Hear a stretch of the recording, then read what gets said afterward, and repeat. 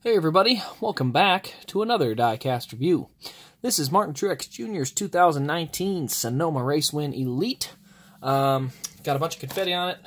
Anyway, let's get on to it and get rolling. So, we've got the standard Elite box, nothing crazy there. One of 178, about all we need to know.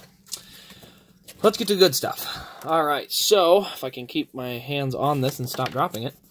Martin Truex Jr., Toyota Save-My 350 winner. He led 59 of 90 laps and only 2 cautions for 6 laps, which are the stage breaks. Other than that, caution-free. Another example of these high spoilers need to be off so that way these cars can slide around a little bit. Truex wins back-to-back races at Sonoma. Yeah, as I said, the high downforce does not need to be at short tracks. Winner sticker, by the way, and all those things, because, again, you just don't have that out-of-control racing. I don't mean out-of-control like you have to be wrecking, but, I mean, you need to have guys that are on the edge. I mean, they're not on the edge, because the thing is, with the type of edge they're on, if you've ever driven a really, really tight pavement car on iRacing, it's about the same as that, where basically if you step over the line, you just skid forward a little bit, and then you just turn and, kind of slow your speed down, and eventually it reconnect, you stick to the track again, and you can keep going. That's not fun. I shouldn't say not fun. It's not a good product to watch because you need to be a little more out of control. That's what makes these cars race so good, is it's on the very verge of, in and out of control. So, anyway, let's go down the car. So we got the standard Bass Pro Shop scheme that looks really good, covered in confetti all around the top, just like last year's, absolutely caked. We've got tracker, we've got number 19, some rivets. Pretty clean. He did flatten the tire during his burnout, so we do have a flat tire, which is kind of nice right there. We got ATV and boats down the back there for tracker as well. On the back, we've got tracker boats and ATVs in the back. We got our fuel cell, Toyota Camry, the little rivets on the spoiler, Cabela's. Just an interesting read. So look up, I think it was a story about Cabela's and how their merger went. It decimated a small Nebraska town. Just a really good watch.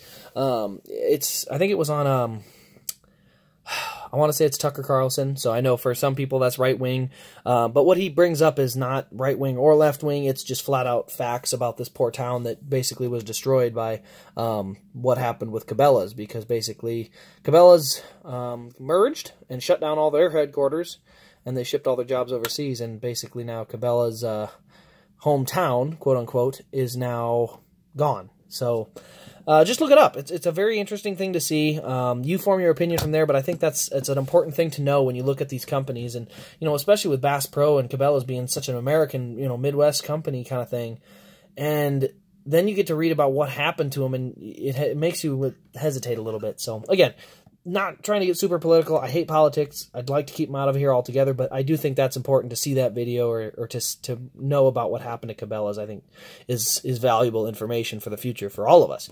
So definitely take a look at it if you're interested. I just highly recommend it. I was really kind of surprised by it. I live in a really small town, only a little over 1,000 people, I think.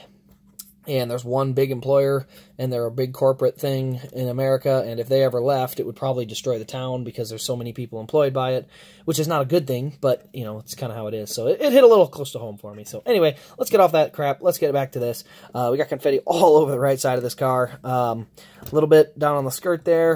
We've got the tires. Again, pretty clean. He stayed out front, didn't really ruffle any feathers. We got some confetti on the splitter, on the nose, on the hood. Bass Pro Shops logo, covered up, can't see it.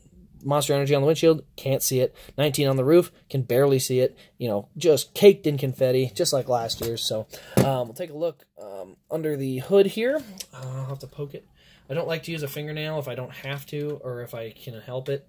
If it pops open easy, I will, but honestly, I have had it before where my fingernail actually pulls a little bit of the paint off. And what the situation in that instance was, it was a cheap Gold Series car from Lionel. And, when I say it was cheap, it was really cheap, because your fingernail should never be able to just get a whole layer of paint off. But, as I said, it was an old Gold Series car, so I wasn't really that surprised. Anyway, on the inside, we got our engine detail there. As you can see, just confetti everywhere on there, on the top. So, but yeah, that'll pretty much wrap up this review. Sorry to get political on everybody there. As I said, I don't like the politics side of things. I figure it's getting pretty toxic. Everyone's either, it seems like everyone's kind of, you're either my enemy or my friend. There is no just having different ideas anymore. So anyway, we're going to get away from all that. I promise this will be one of the only times I ever bring that up. Yeah, again, really good race win. I love the flat tire on the left rear. The last time he blew out the left rear, and I had to chew up a tire to put on there because I hate having no tire. So I always have to chew one up to put on there so it sits straight. But anyway, again, that'll wrap up the video. Thank you all for watching.